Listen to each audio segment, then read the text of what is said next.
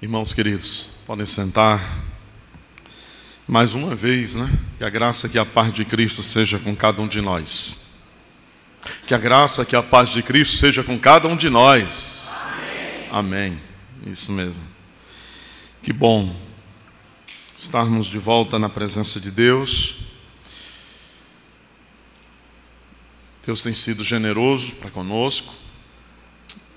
A palavra dele diz que a sua bondade dura para sempre. E tudo o que nós queremos é estar debaixo da sua bondade.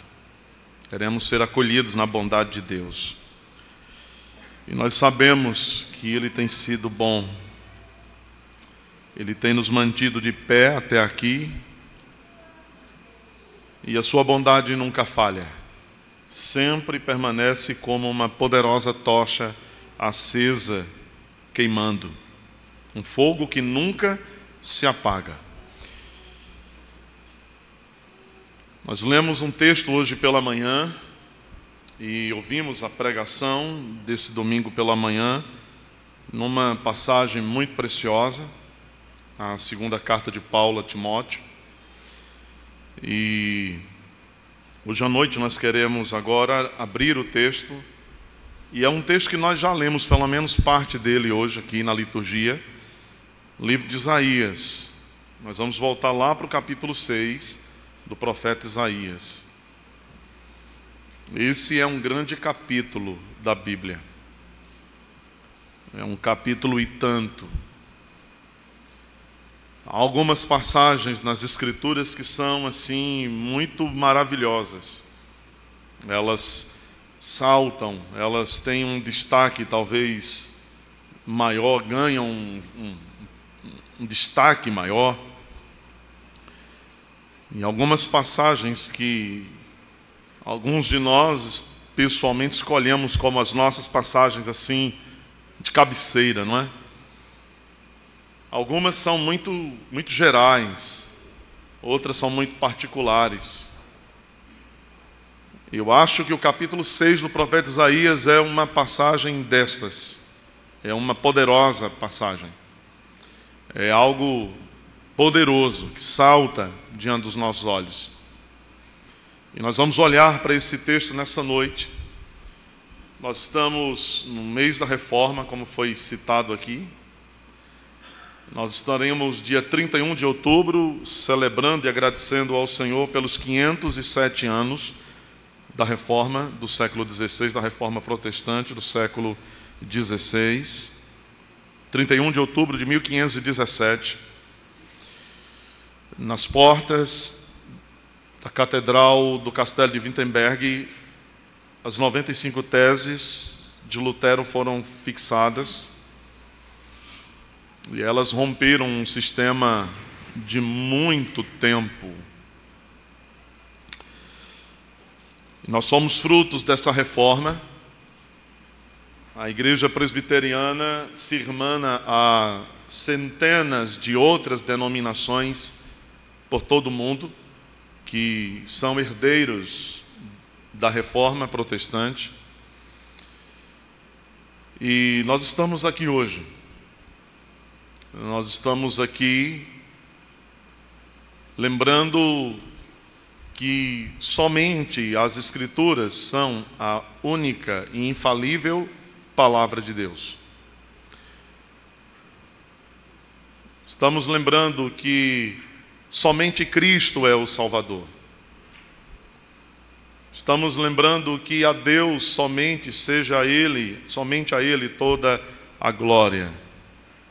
Que somente pela graça de Deus nós somos alcançados.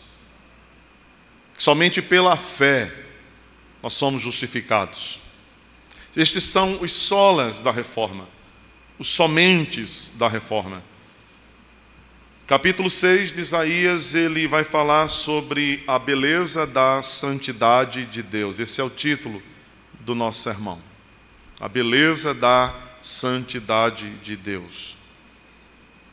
E eu acho que uma das coisas mais valiosas que a reforma nos legou é que homens que foram levantados para pregar nos púlpitos de suas igrejas por toda a Europa, e depois os outros continentes foram alcançados. Estes homens de Deus, eles amaram a Deus em sua santidade. E eles proclamaram o Deus que é santo e que merece todo o louvor e toda a glória. Então é sobre isso que nós vamos colocar os nossos ouvidos, nós vamos colocar os nossos sentidos, o nosso coração nessa noite. Vocês estão prontos? Então vamos lá. Diz o texto: no ano da morte do rei Uzias, eu vi o Senhor assentado sobre um alto e sublime trono, e as abas de suas vestes enchiam o templo. Serafins estavam por cima dele, e cada um tinha 6 asas, com 2 cobria o rosto, com 2 cobria os seus pés, e com 2 voava, e clamavam uns aos outros, dizendo: Santo, Santo, Santo é o Senhor dos exércitos. Toda a terra está cheia da sua glória. As bases do limiar se moveram à voz do que clamava, e a casa se encheu de fumaça. Então disse eu: ai de mim, estou perdido, porque sou um homem de lábios impuros, habito no meio de um povo de impuros lábios, os meus olhos viram o rei, o Senhor dos exércitos. Então um dos serafins voou para mim, trazendo na mão uma brasa viva que tirara do altar com uma tenaz. Uma brasa tocou a minha boca e disse: eis que ela tocou os teus lábios, a tua iniquidade foi tirada e perdoado o teu pecado. Depois disto ouvi a voz do Senhor que dizia: a quem enviarei, quem há de ir por nós? Disse eu: eis-me aqui, envia-me a mim. Então disse ele: vai e diz a este povo: ouvi, ouvi e não entendais, vede, vede, mas não percebais. Torna insensível o coração deste povo, endurece-lhes os ouvidos e fecha-lhe os olhos, para que não venham ele a ver com os olhos, a ouvir com os ouvidos, a entender com o coração, e se converta e seja salvo. Então disse eu: até quando, Senhor?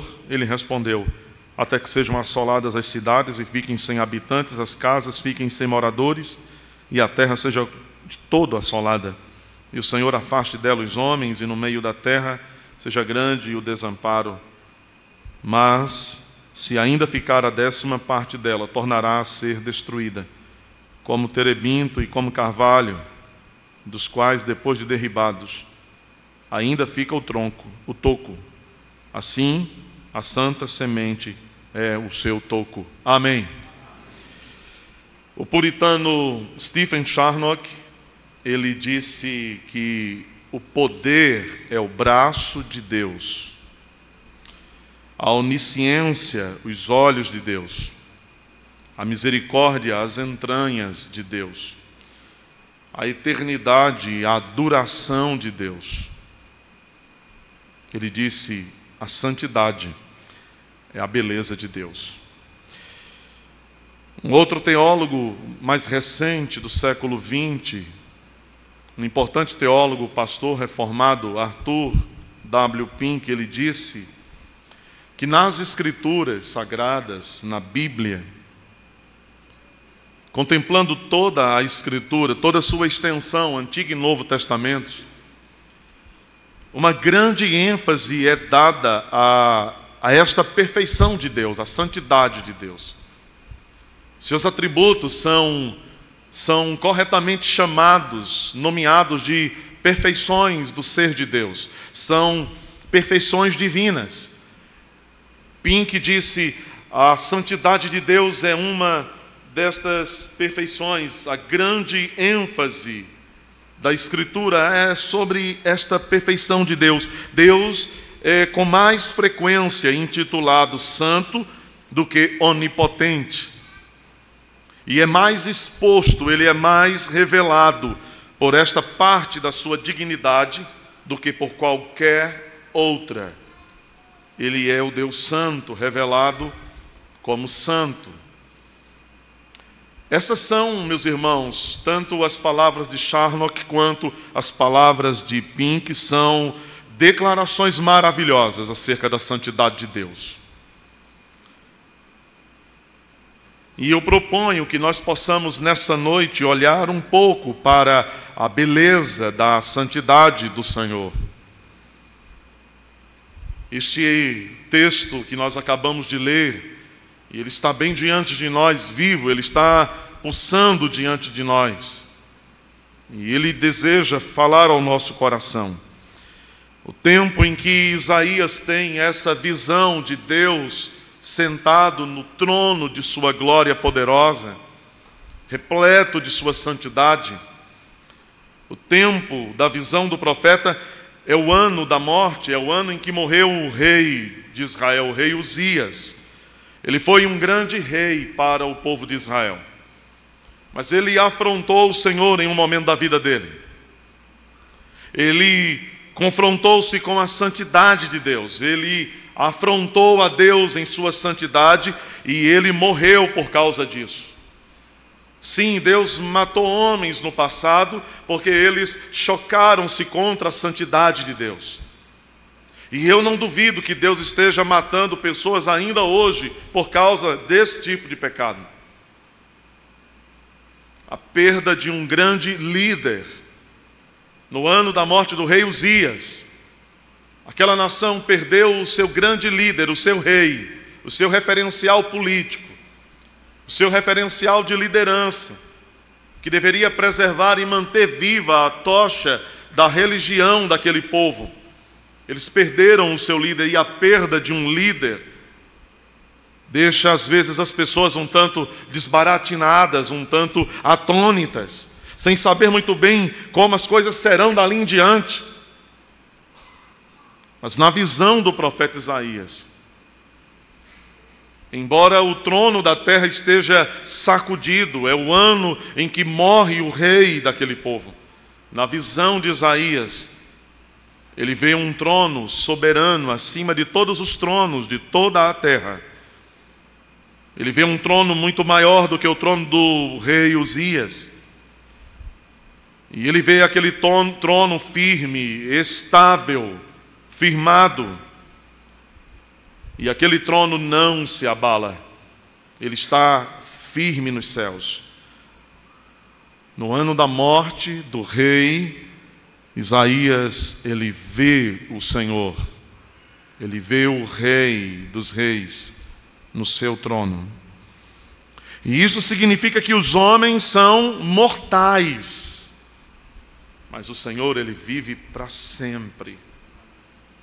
Ele é eterno. Ele não tem começo, ele não tem fim de dias. Ele vive eternamente. O rei morreu, mas o Senhor dos exércitos está vivo.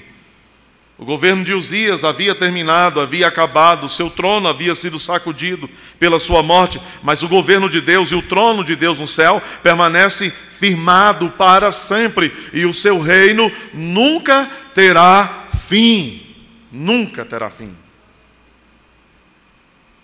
A glória do rei Uzias havia eclipsado, passado, mas Isaías vê a glória do Senhor dos exércitos magnífica nos céus.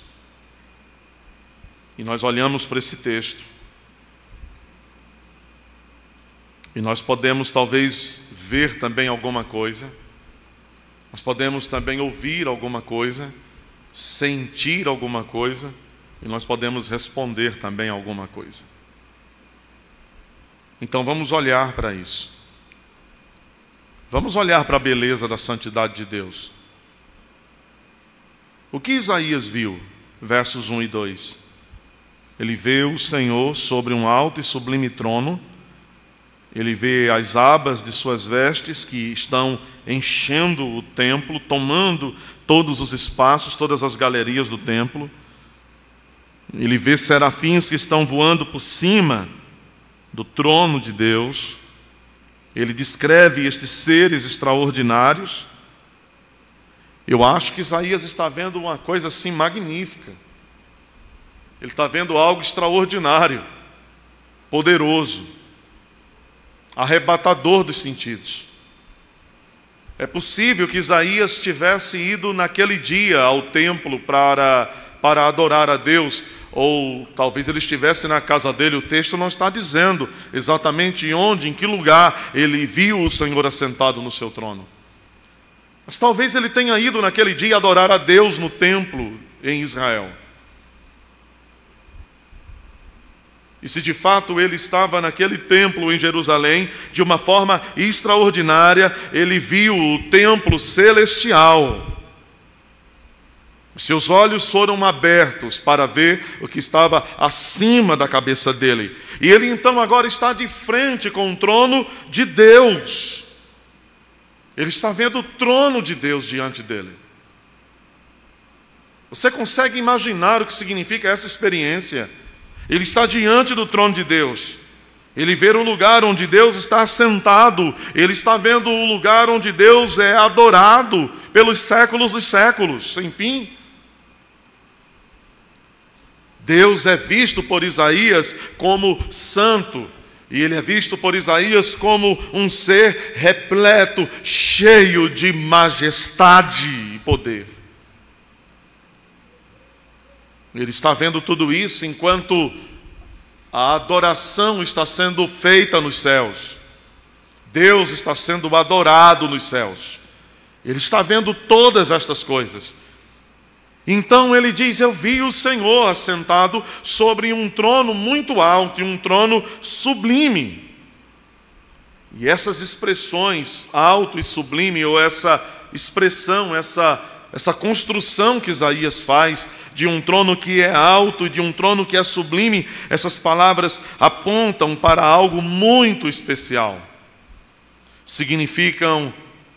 Estas palavras significam que aquele que está sentado precisa ser adorado com a máxima reverência, porque Ele é o Senhor dos exércitos, que Ele é o Santo, Santo, Santo, alto e sublime. Significa o nosso Deus está acima da história. Ele está governando a história, Ele está governando o mundo. Ninguém pode competir com seu soberano poder, com seu governo soberano. Ninguém pode concorrer com Ele. E diante dEle, todos os homens devem se curvar em adoração reverente. Devem reconhecer que Ele é santo sobre todas as coisas. Isaías está vendo algo extraordinário. Ele está vendo a roupa de Deus. Ele fala de que as abas das vestes de Deus, a orla das vestes de Deus, estão enchendo o templo. Não há espaço no templo para as vestes de Deus. Essa é uma linguagem muito figurada. E o que Deus está mostrando a Isaías através disso é a grandeza, é a autoridade, é a majestade que Ele possui como Rei soberano sobre todas as coisas.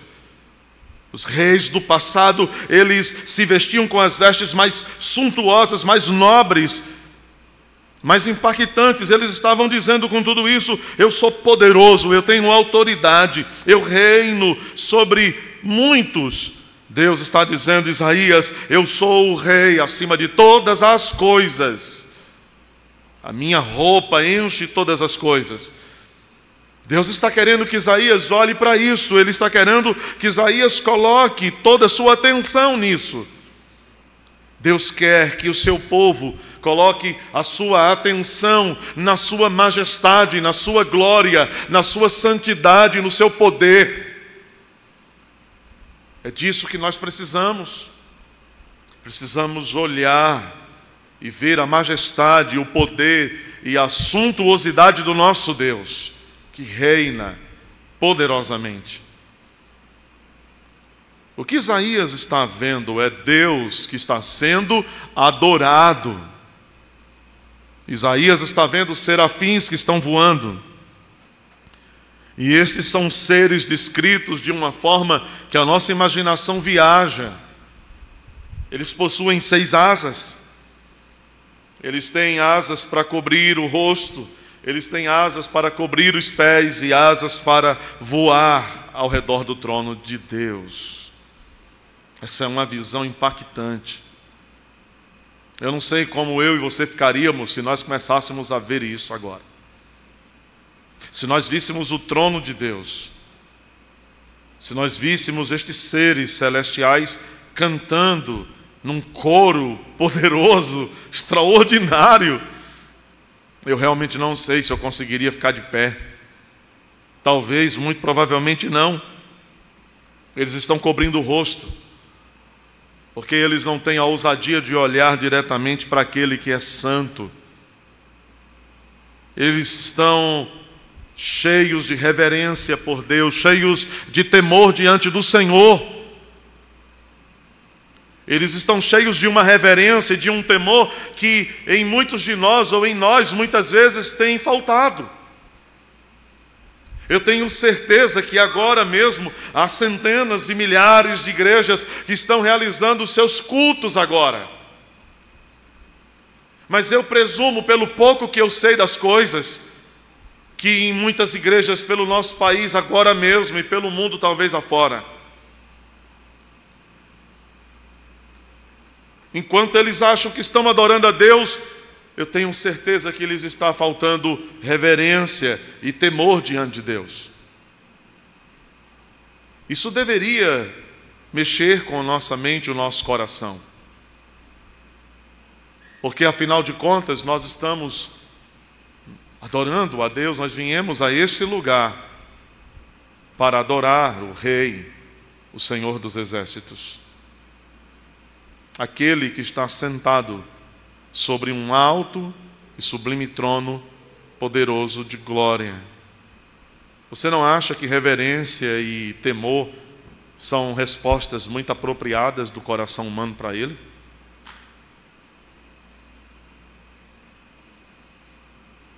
Cabeça e pés cobertos daqueles seres que adoram a Deus. Eles estão dizendo que toda a totalidade do seu ser, cabeça e pés, a totalidade do seu ser está direcionada à adoração de Deus. E é isso que Deus espera de nós. Cabeça e pés, a totalidade de nós, adorando o Rei, o Senhor dos Exércitos. Com duas asas eles estão voando. Isso significa que eles estão dispostos, prontos, à disposição de servir ao Senhor. O que Isaías está vendo são seres angélicos adorando e prontos para servir ao seu Deus, ao seu Senhor. Exatamente o que nós estamos fazendo aqui, adorando a Ele. E precisamos então também, igualmente, estarmos dispostos a servi-lo com toda a nossa vida, todo, completamente, da cabeça aos pés.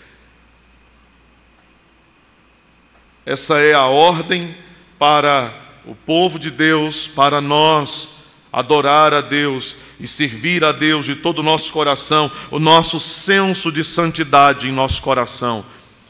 A percepção da santidade de Deus, o senso de santidade em nós, ele será poderosamente afetado, poderosamente aguçado, potenciado, quando o nosso entendimento sobre adoração for maior, for ampliado, quando nós percebermos e entendemos que nós estamos adorando ao Rei, ao Senhor dos Exércitos. Você tem noção de quem você veio adorar? Ele criou o mundo dizendo apenas algumas palavras. Ele fez com que as coisas que extrapolam a nossa capacidade de calcular, de medir, de pesar, aparecessem, apenas dizendo, existam. Ele é um Deus mesmo extraordinário. O ponto, portanto, inicial daquilo que Isaías está vendo, é que quando nós entendemos que a adoração que nós estamos oferecendo é ao Deus Santo, cheio de majestade, então nós somos movidos no mais profundo desejo de santificar a nossa própria vida para agradá-lo e servi-lo. E a fraqueza de muitos de nós, em matéria de adoração, tem produzido uma igreja fria, fraca e sem santidade. É isso que Isaías está vendo. Mas o texto diz no verso 3 e 4 que ele está ouvindo também. E o que Isaías está ouvindo? Ele está ouvindo que os seres que voam, os serafins, eles estão clamando uns aos outros, de forma tríplice: Santo, Santo, Santo é o Senhor dos exércitos, e toda a terra está cheia da sua glória. E as bases do limiar se moveram à voz do que clamava, e a casa se encheu de fumaça. Isaías está ouvindo um coro celestial. Ele está ouvindo a voz do que clama no templo. A verdadeira adoração a Deus, ela inclui o louvar a Deus segundo a vontade dEle, cantar a Ele louvores, dirigir a Ele louvores. Isaías, ele ouviu aqueles seres que voam, que cobrem o rosto, que cobrem os pés. Ele os ouviu cantando, declarando a santidade de Deus. E quando eles estão dizendo de forma tríplice: Santo, Santo, Santo, o que eles estão fazendo é dizer que Deus é superlativamente santo. Ele é santo, infinitamente santo. Ele não é apenas santo, mas Ele é infinitamente santo. Tudo nele é simplesmente santo, completamente santo. Deus é santo, e isso significa que Ele é perfeitamente santo. Perfeitamente santo como nenhum outro pode ser. Nós seremos aperfeiçoados um dia, elevados à santidade que Deus deseja que nós possamos manifestar. Seremos santificados, plenamente santificados. Finalmente Deus fará com que eu e você, com que cada um de nós sejamos aperfeiçoados em santidade. Isso será muito bom. Isso será maravilhoso. Nós não precisaremos mais nos preocupar com os nossos pecados. Nós não precisaremos mais de nos arrepender de nenhum pecado. Nós não precisaremos mais confessar nenhum pecado. Não haverá nenhum vestígio da presença do pecado em nós. O poder do pecado já foi vencido pela obra de nosso Senhor e Salvador Jesus Cristo na cruz. Verdadeiramente, o pecado não tem domínio sobre nós, diz o apóstolo Paulo. Mas estamos ainda lidando com a presença do pecado em nós. Ele é uma realidade na nossa vida ainda. Ele nos atrapalha. Nós temos que voltar aqui domingo após domingo, e nós nos reunimos aqui 2 vezes por domingo, e nós precisamos 2 vezes do dia confessar a Deus os nossos pecados publicamente, e nós oramos a Ele pedindo que perdoe os nossos pecados. E nós fazemos isso confiados na sua misericórdia e na sua graça.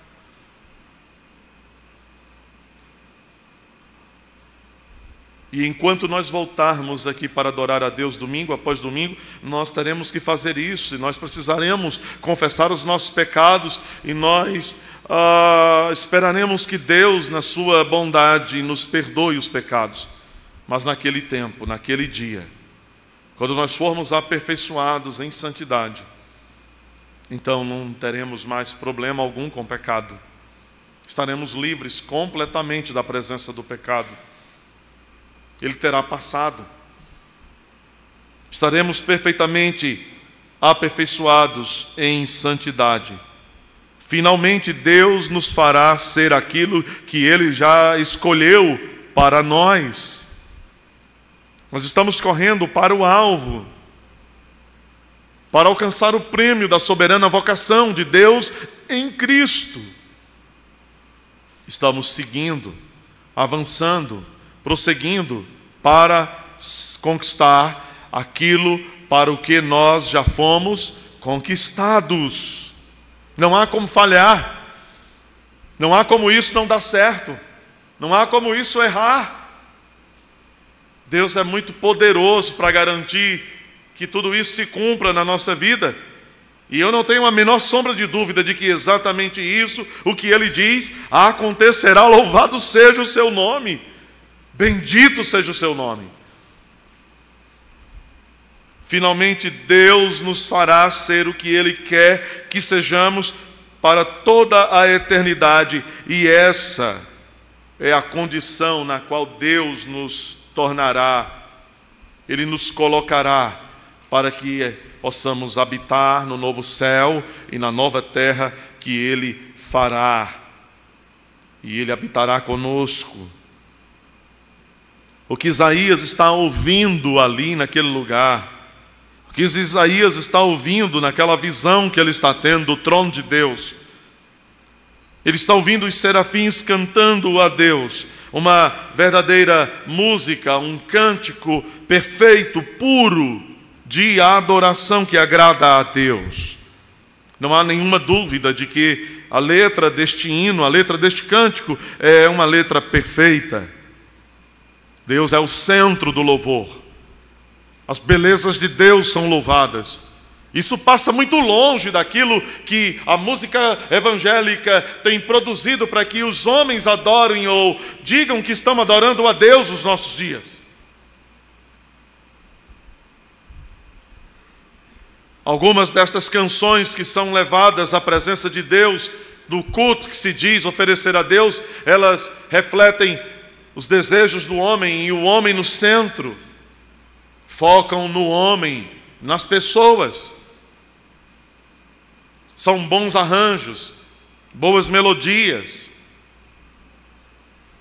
São boas produções musicais, às vezes. Algumas são terríveis. Mas é algo muito distante do que nós estamos ouvindo agora. Você consegue ouvir agora?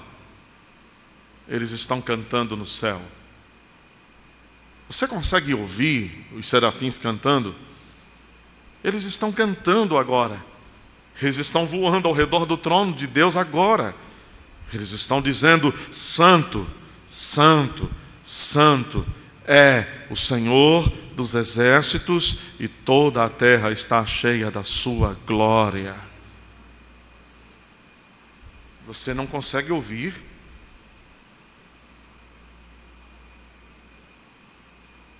Deus é o centro.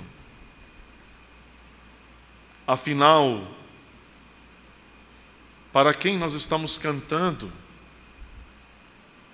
Para quem nós estamos dedicando o nosso louvor? Aos homens ou ao Deus acima dos homens? O que nós imaginamos que deve compor os nossos cânticos diante de Deus? Sim, eles estão adorando a Deus verdadeiramente. Um cântico correto significa que aquilo que deve ser cantado precisa ser de fato a expressão do que Deus é. Ele é o oleiro que nos refaz. Nas suas mãos nós somos desfeitos. Ele é o único que deve ser adorado, que está coroado. Ele é aquele diante de quem nós cantamos Hosana, Hosana. É por isso que nós podemos dizer: Cristo é a nossa vida. Ele é a nossa vida. O motivo do louvor. Os anjos, quando adoram a Deus, eles estão se mostrando zelosos pela santidade de Deus. Eles zelam pela santidade de Deus. Isso é caro para eles. Não pode ser barato para nós. Eles devem servir de referencial para o nosso louvor. Nós deveríamos olhar para como estes seres estão cantando para o Senhor nos céus. E nós deveríamos colocar isso como uma régua para acertar o nosso louvor.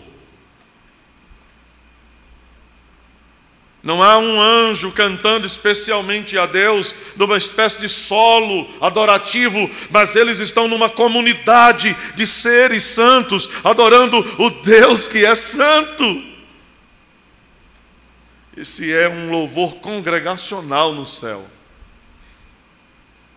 Agora note você no versículo 4, enquanto eles estão cantando, enquanto eles estão adorando, veja o que está acontecendo. As bases do limiar estão se movendo, as bases daquilo que sustenta o templo estão sacudindo.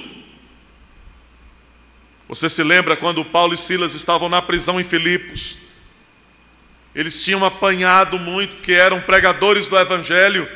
Eles estavam presos ao tronco, com cadeias nas suas mãos e nos pés, e eles estão à meia-noite cantando a Deus e orando, eles estão louvando a Deus.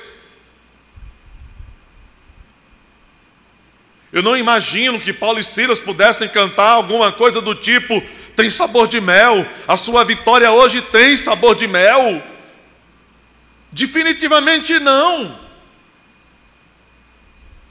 Eles estão cantando para Deus em uma condição dificílima, terrível.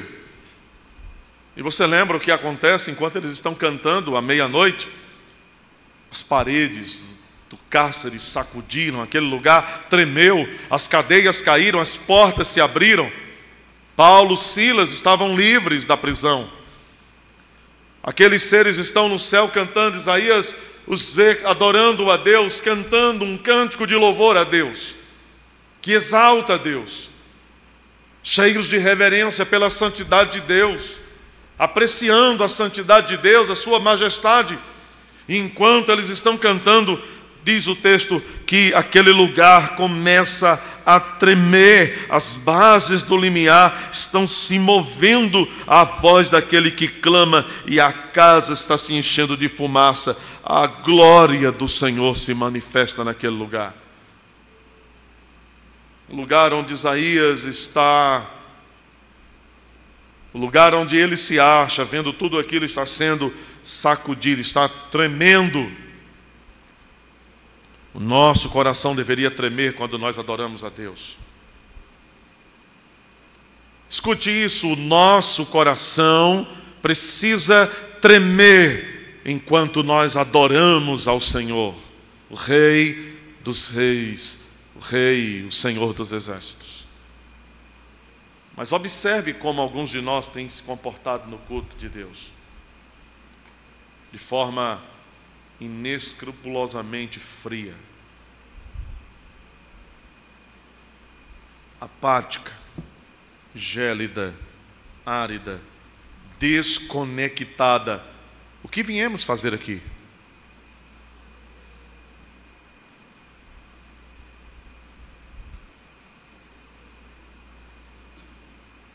O que viemos fazer neste lugar hoje? Verdadeiramente você veio encontrar o Rei, o Senhor dos Exércitos? Como você pode estar diante do Rei, do Senhor dos Exércitos, tão distante do que minimamente se espera dos que estão diante dele? Eu quero que nessa noite você consiga olhar para dentro de você e que você possa voltar aqui no próximo domingo diferente. Que você possa tomar o seu lugar entre esses bancos e você então adore a Deus pela beleza da sua santidade.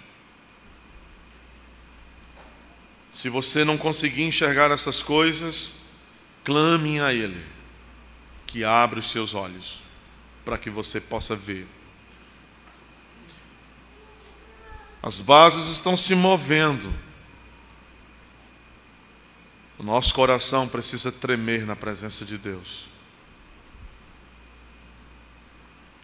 O lugar, o Deus Santo, onde Ele está sendo adorado por sua santidade,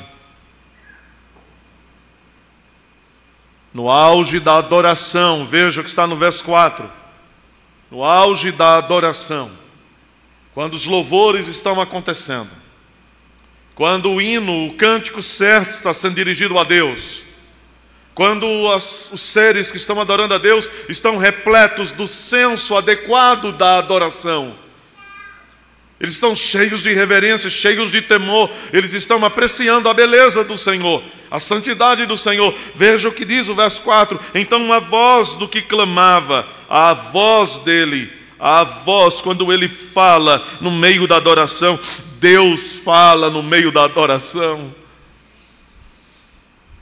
Não há adoração onde Deus não fale. Aquele lugar treme, porque o que ele está falando agora é contra o pecado. Ele está falando contra o pecado, ele está falando da sua justiça, ele está falando da sua santidade. Este é um confronto em relação ao pecado, é o que virá mais à frente. Aquele lugar está se enchendo da fumaça da santidade de Deus. Essa imagem da fumaça enchendo é uma imagem típica do Antigo Testamento, que fala da presença gloriosa de Deus, é a sua Shekinah.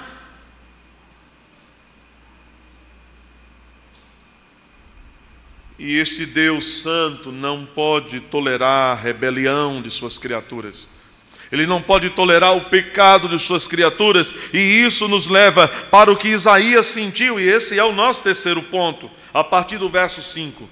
Em primeiro lugar, Isaías vê, em segundo lugar, ele ouve, mas agora ele sente, porque a voz de Deus que fala no templo faz com que ele trema dentro de sua própria carne. Então disse eu, verso 5, ai de mim, estou perdido, porque eu sou um homem de lábios impuros, eu habito no meio de um povo de impuros lábios, e os meus olhos viram o Rei, o Senhor dos exércitos. Eu estou perdido agora, diante de tudo o que ele estava vendo, diante de tudo o que ele estava ouvindo. Agora ele está sentindo toda a sua ruína, sua destruição. Chegou a hora.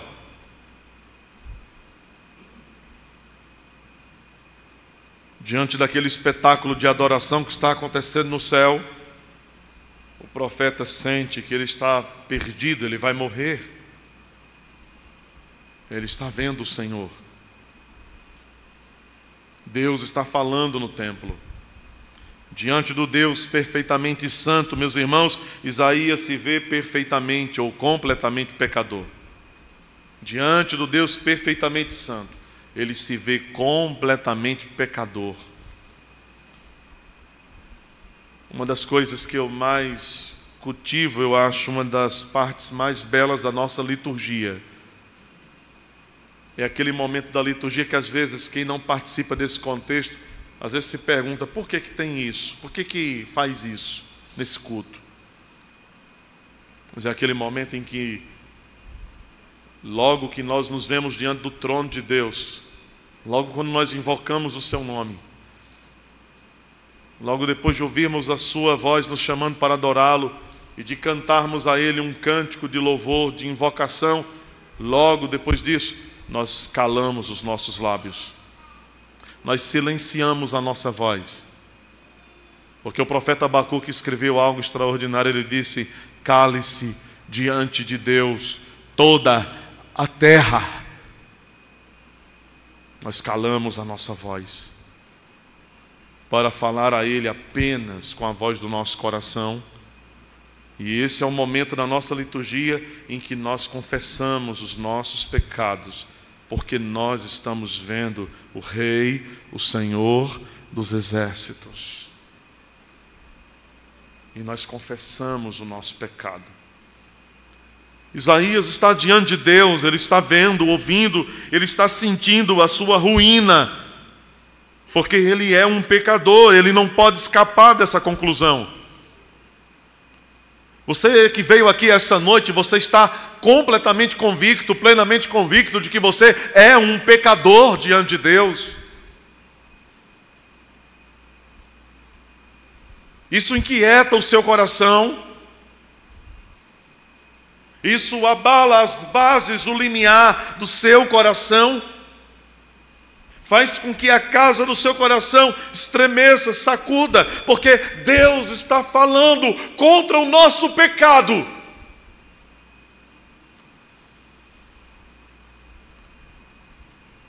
E isso precisa então nos levar para uma confissão do nosso próprio pecado. Precisamos dizer: ai de mim, eu estou perdido, porque eu estou vendo o Deus, o Senhor dos Exércitos, eu estou ouvindo a sua voz, eu estou diante da sua presença santíssima.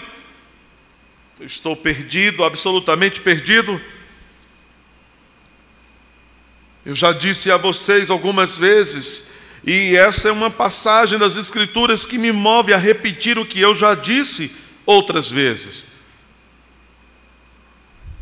Quantas pessoas estão dizendo que estão diante da presença de Deus e elas estão fazendo coisas tão absurdas em nome de Deus.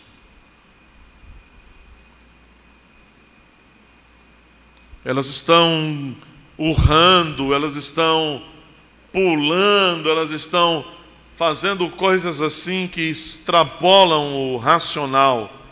Elas estão dizendo: nós estamos fazendo isso porque nós estamos diante da glória de Deus. Você já foi numa igreja assim?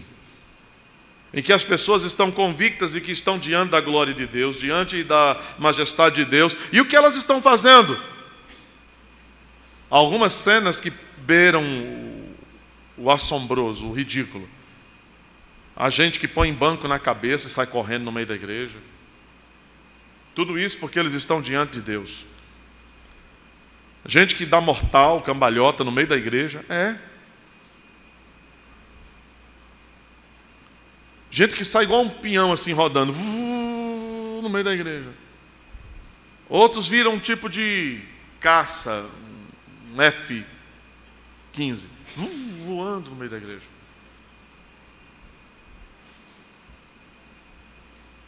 Gente que imita quase sons de animais assim, porque eles estão na presença de Deus. Eles estão vendo a glória de Deus. Eles estão vendo a majestade de Deus. Você acha realmente, se essas pessoas estivessem diante da presença de Deus, elas estariam fazendo essas coisas? Isaías está diante da presença de Deus. Ele não está correndo naquele templo. Ele não está gritando, imitando o som de algum bicho.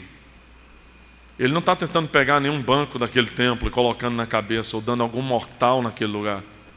O que a presença de Deus produziu no coração de Isaías? Produziu a mais profunda convicção de seu pecado. Fez com que ele caísse no chão. Fez com que ele se prostrasse diante de Deus. Fez com que ele clamasse reverentemente, cheio de temor: ai de mim, estou perdido.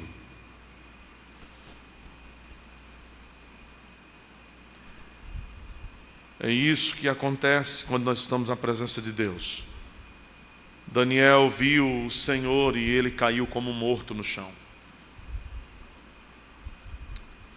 João, na ilha de Pátimos, o último dos apóstolos que sobrevivia àquele tempo final do primeiro século, entre os anos 90 e o ano 100 da era cristã, ele está exilado na ilha de Pátimos por ordem do imperador de Roma. Ele está exilado naquela ilha para morrer naquele lugar. É uma ilha na Ásia Menor. Era uma prisão. Para lá Roma enviava alguns prisioneiros para que eles morressem ali. João está nesse lugar. Então Apocalipse começa a dizer que no dia do Senhor, num domingo, o Senhor Jesus Cristo apareceu para João naquela ilha. E ele caiu aos seus pés como morto. Suas forças deixaram seu corpo. É isso que acontece quando nós temos uma contemplação poderosíssima da presença santa de Deus. Nós enfraquecemos. O pecado, ele é melhor percebido, o pecado, ele é visto mais claramente quando nós estamos adorando a Deus. É aqui, quando nós estamos adorando a Deus, que o nosso pecado é mais claramente percebido. Porque aqui, de uma forma muito especial, quando nós estamos adorando a Deus, há algo especial nisso, há algo que ultrapassa os nossos sentidos. Não é algo cartesiano, não é algo racional, não é algo comum que se explica pela mera razão, mas ultrapassa isso. O culto é algo que é supra-racional. É perceptível, é compreensível, mas ultrapassa isto, porque é um encontro com Deus. É um encontro do passageiro com o eterno. É o encontro do pecador com o santo. É o encontro dos fracos com aquele que é todo-poderoso. E então, quando nós estamos vivendo esse momento, o pecado é mais claramente percebido, ele é mais enxergado. Se queremos uma igreja mais pura, se queremos uma igreja mais santificada, nós precisamos elevar a nossa adoração diante de Deus. Precisamos falar sobre adoração. Precisamos cultivar a adoração profunda, intensa, poderosa diante de Deus. Precisamos fazer isso, meus irmãos, porque se não há verdadeira adoração, nunca haverá verdadeiro impulso santificador nas pessoas. Vocês vão sair daqui hoje, e provavelmente vocês saiam daqui e vocês orem no início dessa semana, lembrando-se do que vocês ouviram e dizendo: Deus, eu preciso santificar a minha vida mais. Eu preciso ter uma vida mais santificada.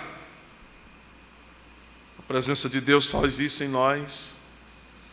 Eu sou um homem de lábios impuros, eu sou um homem que vivo no meio de um povo de impuros lábios. Veja, os meus olhos viram o Senhor, o Rei. Os meus olhos viram. Se os lábios de Isaías eram impuros, o coração de Isaías também era impuro, porque os lábios falam do que o coração está cheio.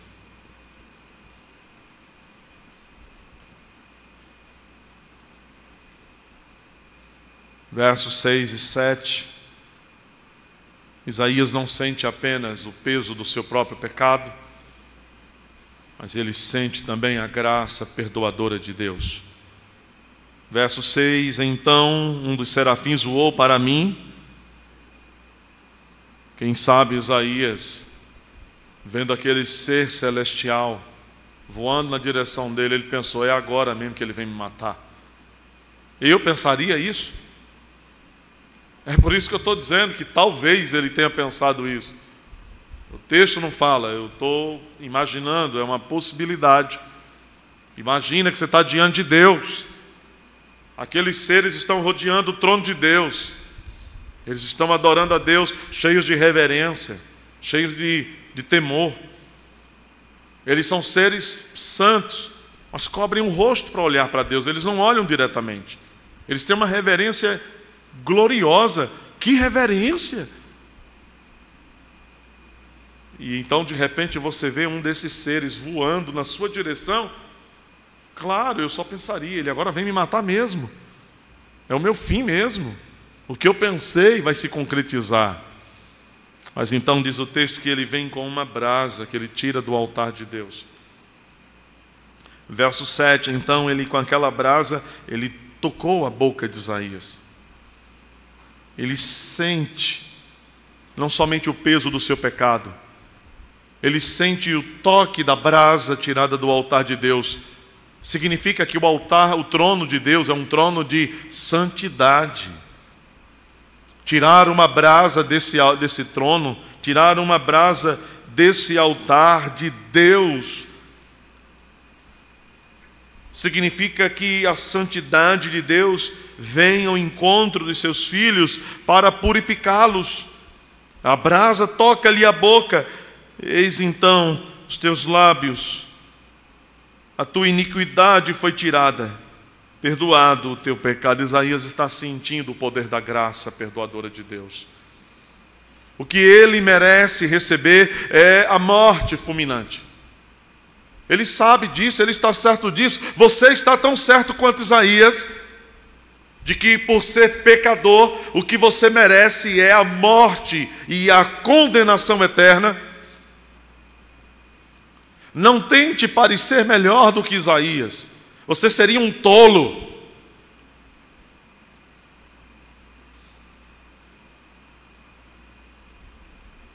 Ele sabe, ele está convicto. Eu sou um pecador, e eu estou diante do Deus Santo, e eu vou morrer. Mas não é isso que Isaías recebe. O anjo vem com a brasa, toca-lhe a boca. A tua iniquidade foi tirada, Isaías. O teu pecado foi perdoado. Que maravilha! Ele está sentindo o poder da graça. A ideia de tocar e não apenas uma declaração imprime sobre isso que a graça, ela pode ser sentida no coração. Você sente a graça de Deus que perdoou os seus pecados por causa da obra de Cristo? Você consegue sentir e perceber isso no seu coração? Você sabe, você sente isso? É isso que está acontecendo. O pecado é perdoado, o pecado é removido, ele é purificado. E isso nos leva ao último ponto. Versos 8 e 9. O que Isaías respondeu diante de Deus? Porque agora, perdoado do seu pecado, versos 8 e 9, depois disto, ele ouve a voz do Senhor falar: a quem enviarei? A quem há de ir por nós? Disse eu: eis-me aqui, envia-me a mim. Então disse o Senhor: vai, Isaías, e fala a este povo. Vai, pregue a este povo e anuncia a este povo. Essa é a resposta de Isaías diante de Deus, diante do que ele vê, diante do que ele ouve, por causa daquilo que ele sente. Ele agora responde, porque agora naquele lugar de adoração, naquele lugar de santidade, naquele lugar de confissão de pecado, naquele lugar de perdão de pecados, agora uma voz se ouve: a quem enviarei e quem há de ir por nós? Uma visão correta de Deus, uma visão elevada de Deus, nos levará a um culto alto, transcendente, poderoso, a uma visão correta do ser de Deus.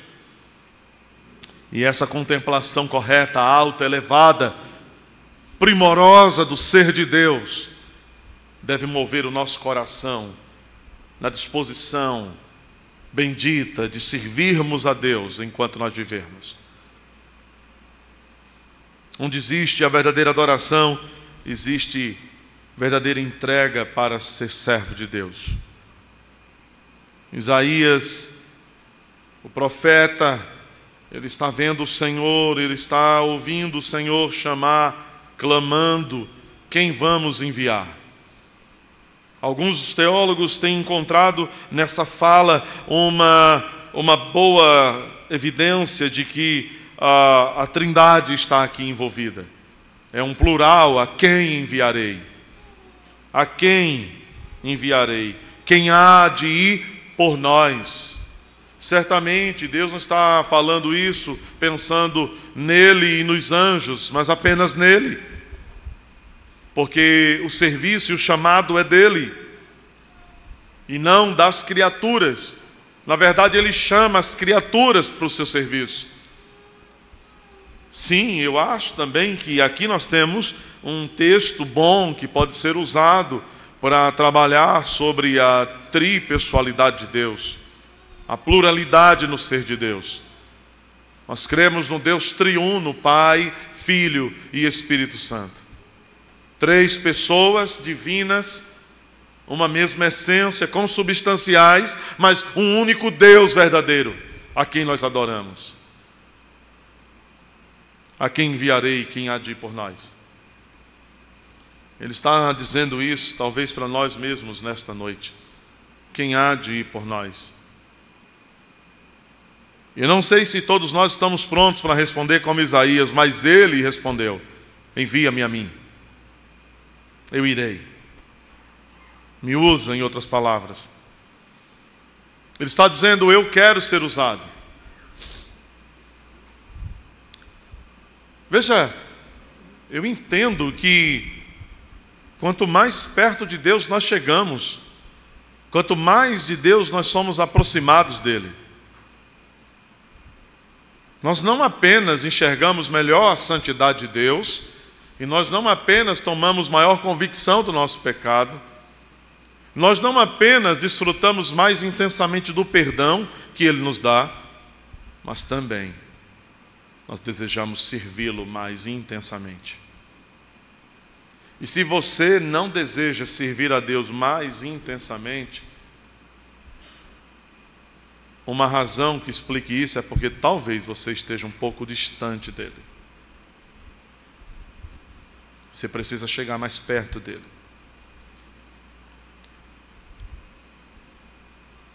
A experiência de Isaías nos ensina que, se conhecermos mais a Deus, essas duas áreas da nossa vida serão mais aperfeiçoadas: a nossa santificação e o nosso serviço para o reino de Deus.